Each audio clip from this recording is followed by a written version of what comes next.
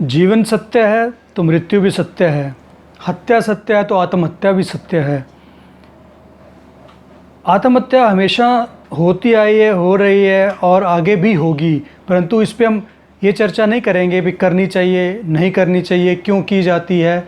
ये जो करता है, जो उस क्षण से गुजरता है वही जानता है, जिसे हम कहते हैं कि जिस तन लागे सो तन जाने।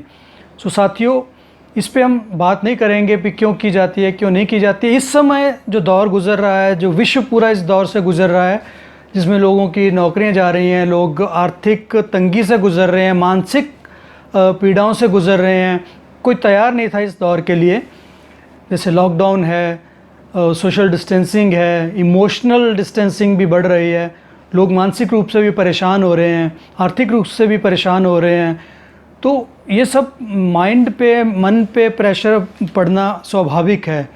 तो इस तरह की घटनाएं और बढ़ सकती हैं और बढ़ेंगी।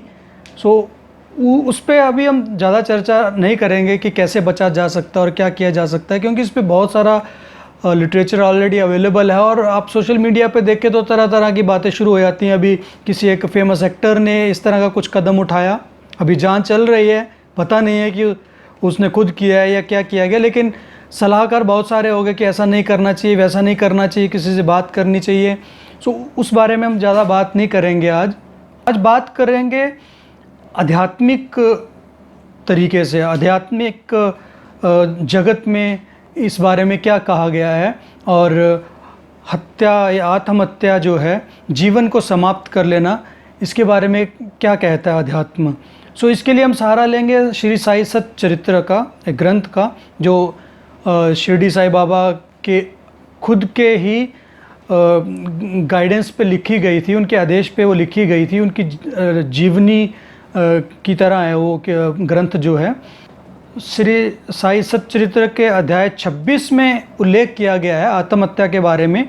बाबा के काफ़ी अनन्य भगत थे गोपाल नारायण अंबेडकर।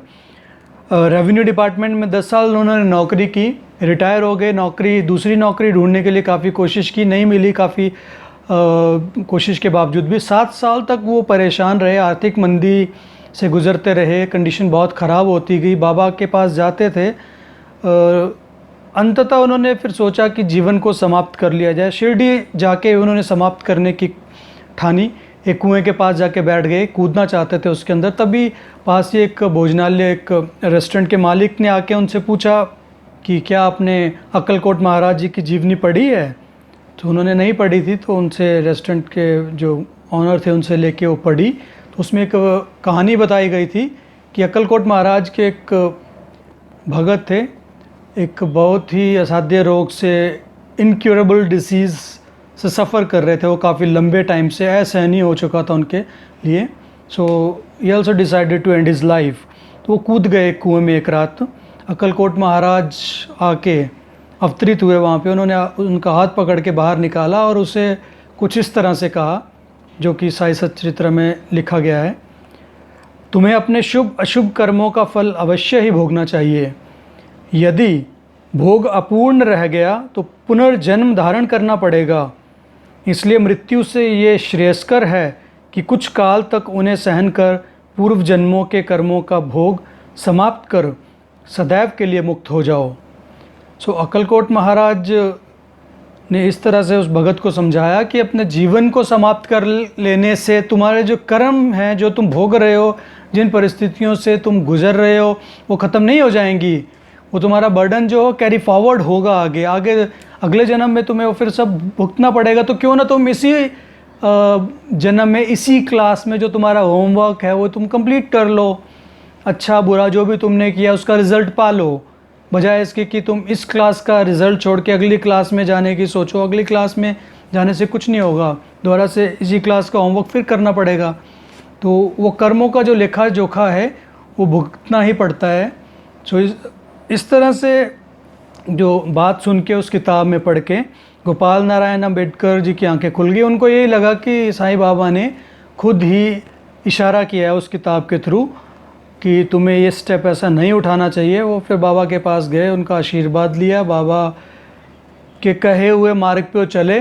बाद में उन्होंने ज्योतिष शास्त्र को सीखा, उससे उन्होंने कमाई भी की, अच्छा जीवन उनका व्यतीत हुआ आगे, और बाबा के श्री चरणों में वो हमेशा रहे।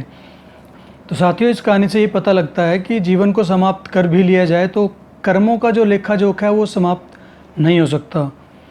अब हम ये नहीं कह सकते या ऐसा नहीं कहना चाहिए कि जो इस तरह का स्टेप उठाते हैं वो कायर हैं, डरपोक हैं।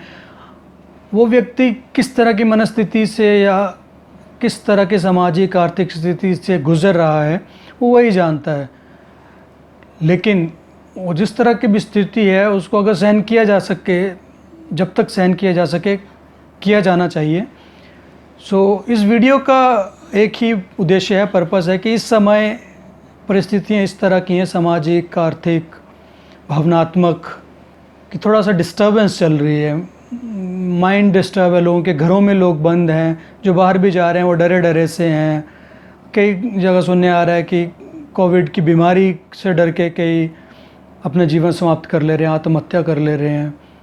सो ये स्वाभाविक है क्योंकि इस तरह की परिस्थिति देखी नहीं हमने। 100 साल पहले कोई एक महामारी आई थी, अब 100 साल बाद फिर वो इस तरह से कोई परिस्थिति बनी है। सो यही हो सकता है कि ईश्वर की तरफ ध्यान लगाया जाए, ईश्वर से प्रार्थना की जाए कि हमें संबल दे, हमें हिम्मत दे इन परिस्थितियों से लड़ने की, इन परिस्थितियों को फेस करने की, इन परिस्थितियों का सामना करने की। सो साईं बाबा से भी हम यही प्रार्थना करते हैं कि बाबा अपना आशीर्वाद हमेशा हमारे साथ बनाए रखना, हमारे अंग संग रहना, कितनी भी मुसीबतें आएँ, मुश्किलें आएँ तो हमारा साथ देना, हिम्मत देना, उन मुसीबतों को झेलने की, टूटने मत देना। ओम साईनाथ।